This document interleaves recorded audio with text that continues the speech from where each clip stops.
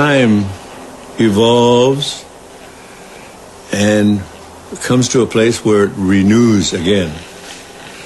There is first a purification time, then there's renewal time. We are getting very close to this time now.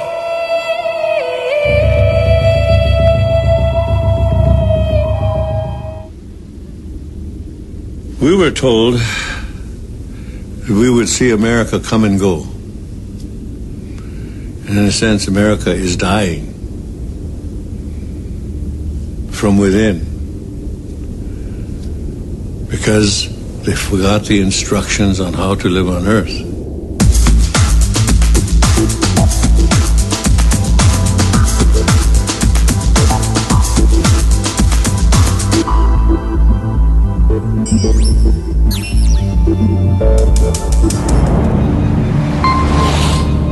Everything is coming to a time where prophecy and man's inability to live on earth in a spiritual way will come to a crossroad of great problems.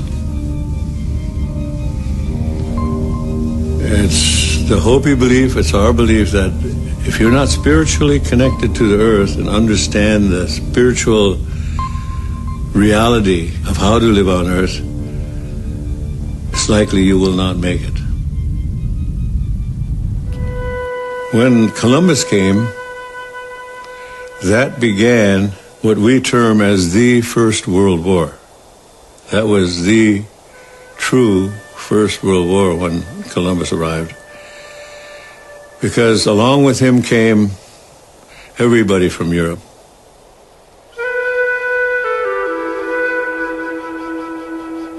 By the end of the Second World War, we were, in America, we were only 800,000. From 60 million to 800,000. So we were almost exterminated here in America.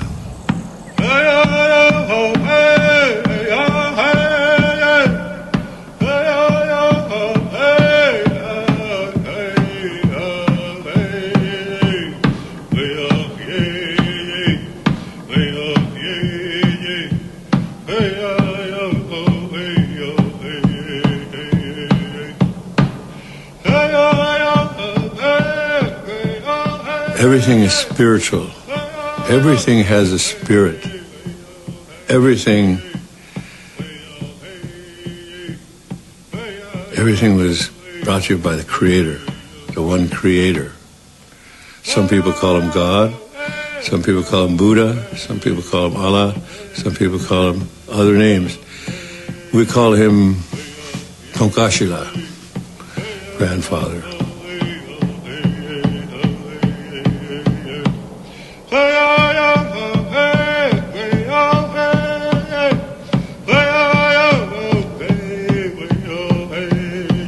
We're here on Earth only a few winters. Then we go to the spirit world. The spirit world is more real than most of us believe. The spirit world is everything.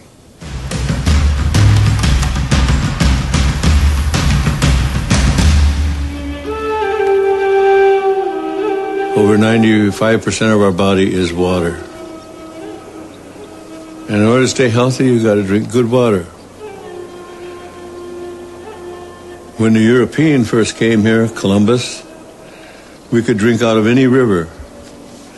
If the Europeans had lived the Indian way when they came, we'd still be drinking out of water because the water is sacred. The air is sacred. Our DNA is made of the same DNA as the tree. The tree breathes what we exhale. When the tree exhales, we need what the tree exhales.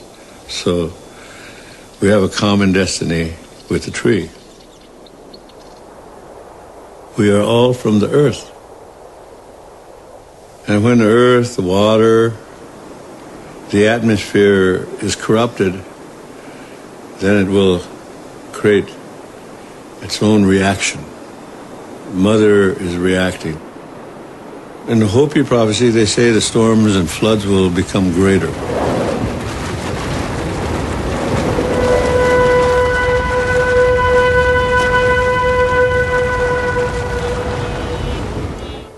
To me, it's not a negative thing to know that there will be great changes. It's not negative. It's evolution. When you look at it as evolution, it's time. Nothing stays the same. We always say, that might be your ancestor, but it's not our ancestor. He is a relative, but not our ancestor. You should learn how to plant something. That's the first connection. You should treat all things as spirit. Realize that we are one family.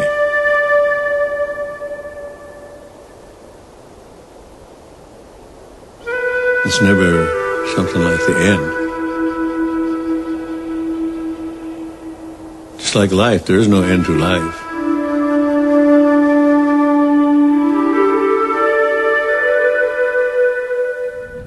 The dark forces have tipped the scales to their side, which looks like they're winning at this point. The reason they're not going to win is because they're not in charge. It doesn't make any difference how high or how great they think they are. They're not in charge. You can call it the great creator, you can call it energy, you can call it light source. But if you look at, for example, in the Zuni mythology and the creation myth, it was not some machine or some being or some nuts and bolts type thing that came or Cray 2 computer type. It was a light source. The people that are the keepers and the watchers, they've always been here, and the white men call them angels.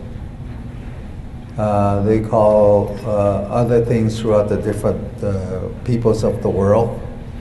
But they've always been here. The only thing that they do not do is they don't make themselves visible. You've heard of a lot of paranormal activities that come around, and some of these beings can, especially in the flying saucer group, that they actually can walk through those walls there. I mean, and you've heard so many stories, and they're factual in many cases, of flying saucers flying right into a mountain, because to them it doesn't mean anything, nothing to them. In the Zuni world, we call them the raw people. Raw people, because they're so supernatural, and they got the cosmic magic that they can do anything. They can appear right here and stand right here next to me, and they can disappear, and in instantaneous they'll be on the other side of the world. I mean, this is some technology that we have no understanding about yet. It's always been here. As far as things that are happening right now throughout the whole world, it's because that's the one that man created with the help of the dark forces. And if you really want to come right down to it, in the Pueblo and the Indian world, where I'm from, they call that witchcraft. The story began in 1614 when a band of English explorers sailed home to England with a ship full of Patuxet Indians bound for slavery. They left behind smallpox, which virtually wiped out those who escaped. By the time the Pilgrims arrived in Massachusetts Bay, they found only one living Patuxet Indian, a man named Squanto, who had survived slavery in England and knew their language. He taught them to grow corn and to fish, and negotiated a peace treaty between the Pilgrims and the Wampanoag Nation. At the end of the first year, the Pilgrims held a great feast honoring Squanto and the Wampanoags. But as the word spread in England about the paradise to be found in the New World, religious zealots called the Puritans began arriving by the boatload. Finding no fences around the land, they considered it to be public domain. Joined by other British settlers, they seized land, capturing strong young natives for slaves and killing the rest. But the Pequot nation had not agreed to the peace treaty Squanto had negotiated, and they fought back. The Pequot War was one of the bloodiest Indian wars ever fought. In 1637, near present day, Groton, Connecticut, over 700 men, women, and children of the Pequot tribe had gathered for their annual Green Corn Festival, which is our Thanksgiving celebration.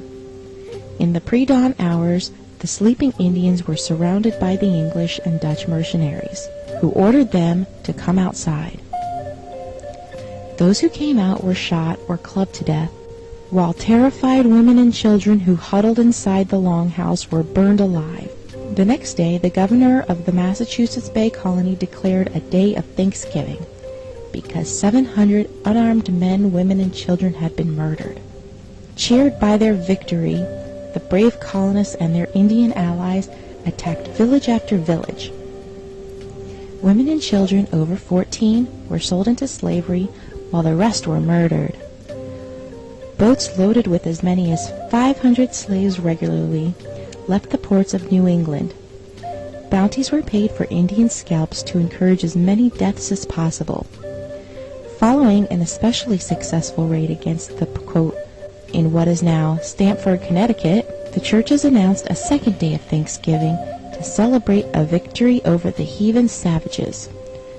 During the feasting, the hacked-off heads of the natives were kicked through the streets like soccer balls. Even the friendly Wampanoag did not escape the madness.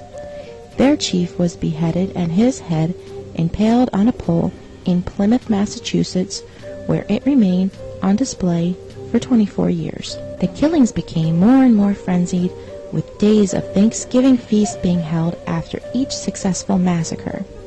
George Washington finally suggested that only one day of Thanksgiving per year be set aside of celebrating each and every massacre.